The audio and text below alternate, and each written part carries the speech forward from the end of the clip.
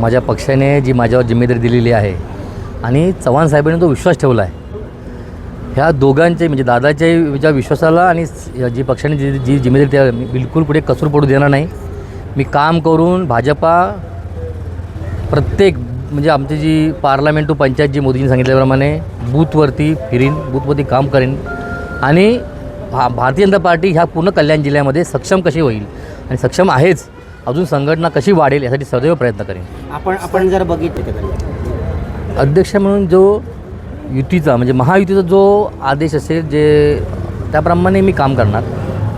संघटना वाढण्यासाठी मी काम करणार. संघटना वाढली पाहिजे.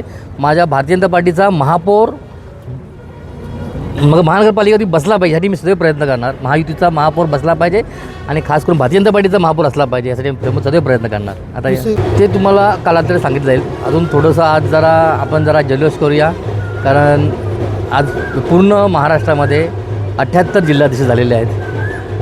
पूर्ण ह्या कल्याण जिल्ह्यामध्ये 20 मंडळाधीश झाले आहेत. पसारा वाढलेला आहे. खूप मोठं काम आहे आमच्याकडे. त्यामुळे जे पुढची जी रणनीती ठरेल त्यापर्यंत पक्ष जे सांगेल, चव्हाण साहेब जसं सांगतील तसं आम्ही करू.